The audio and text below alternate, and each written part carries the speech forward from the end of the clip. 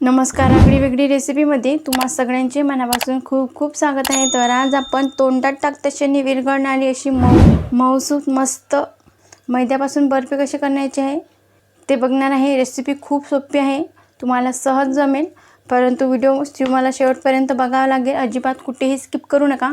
जर तुम्ही स्किप करून बघितलं, तुमचं प्रमाण जर इकडे तिकडे झालं तर मग ही बर्फी छान असे सेट होणार नाही, मध्येच ती तुटून जाईल. तर बघा, मस्त इथं ही बर्फी अशी खुसखुशीत आणि खुटखुटीत अशी तयार होते. तोंडात टाकताक्षणी विरघळते. तुम्ही बघू शकता, एकदम अशी मऊ लुसलुसीत झाली आहे.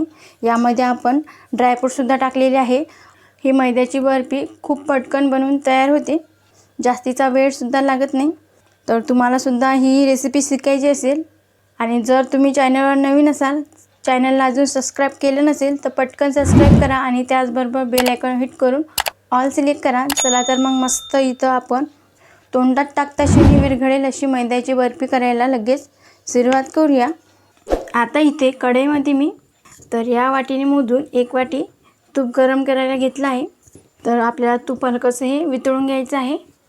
तर आता यामध्ये आपल्याला 1.5 वाटी मैदा भाजून घ्यायचा आहे.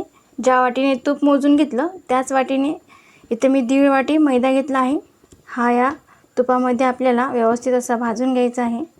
आता आपल्याला हा 3-4 मिनटे व्यवस्थित हा परतून घेऊया आपण मैदा. आता इथे 3-4 मिनटं झाली आहे. हा मैदा मी व्यवस्थित असा भाजून घेतला आहे. आता आपल्याला आणखी हा मैदा 5 ते 6 मिनटं व्यवस्थित असा भाजून घ्यायचा आहे. जोवर याला तूप सुटत नाही तोवर आपल्याला हा भाजून घ्यायचा आहे. तर तुम्ही बघू शकता इथं असं तूप सुटायला सुरुवात झाली आहे. तर आपण हा व्यवस्थित मैदा भाजून घेऊया. आता इथे तुम्ही बघू शकता, या मैद्याला व्यवस्थित असं तूप सुटलेलं आहे. कडेने बघू शकता तुम्ही, मस्त असं 5-6 मिनटं व्यवस्थित असं परतून घेतलं. आता यामध्ये आपल्याला 1 चमचा वेलची पूड घालायची आहे. तर घरच्याच मोजक्या साहित्यापासून ही बर्फी तयार होते. आणखी हे आपण 2 मिनटं व्यवस्थित असं मिसळून घेऊया. आता इथे खमंग असा मैदा भाजून झाला आहे. आता आपल्याला गॅस बंद करायचा आहे. आता हे मिश्रण आपण थोडंसं कोमट करून घेऊया. आता इथे हे मैद्याचं मिश्रण हलकंसं कोमट झालं आहे. आता यामध्ये आपल्याला 1 वाटी पिठी साखर घालायची आहे. जी वाटी मी तुम्हाला आधी दाखवली होती त्याच वाटीने मोजून 1 वाटी साखर घेऊन मिक्सरला अशी बारीक फिरून घेतली आहे. आता ही छान या मैद्यामध्ये मिसळून घ्यायची. चांगल्या प्रकारे अशी आपण ही मिक्स करून घेऊया. इथं हे बर्फीचं मिश्रण मी चांगलं असं मिक्स करून घेतलं. यामध्ये पिठी साखर व्यवस्थित अशी मिसळून घेतली. आता इथं मी एक अशी प्लेट घेतली आहे. तुम्ही बघू शकता, याला मी असं तूप लावून घेतलं आहे. आता खाली आपल्याला यामध्ये सुकामेवा घालायचा आहे. तर इथे काजू बदामाचे तुकडे घेतले मी, हे आपल्याला यामध्ये असे घालून घ्यायचे आहे, जेणेकरून ते बर्फीला व्यवस्थित असे चिटकले जातील.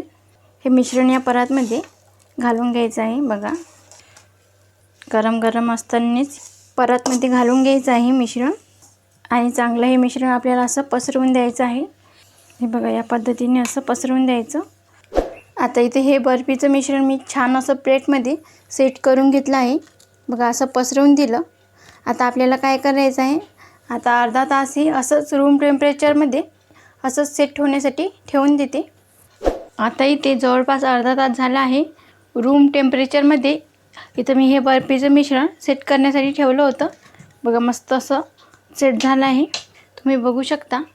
आता आपण याच्या कडा लूज करून घेऊया. तर कडेने आपल्याला असं कट लावून घ्यायचे. आता इथे बघा, मी याच्या अशा कडा लूज करून घेतल्या आहे. तर बघा, मी इथं अशी एक प्लेट घेतली आहे. बघा, अशी ही प्लेट यावरती अशी ठेवून द्यायची आणि अलगद हातानेही आपल्याला यावरती अशी वडीचं मिश्रण हे अलगद हाताने काढून घ्यायचं. तुम्ही बघू शकता, मस्त हे वडीचं मिश्रण आपलं छान असं सेट झालं आहे. आपण याच्या आता वड्या कट करून घेऊया. आता इथे बघा, हे बर्फीचं मिश्रण मी पोळपाटावर काढून घेतलं आहे. तर प्लेटमध्ये व्यवस्थित अशा याच्या वड्या होतील नाही म्हणून मी पोळपाटावर हे काढून घेतलं. बघा, इथं आपल्याला सुरीने याचे कट करून घ्यायचे. वरून असा हलकासा याला दाब द्यायचा.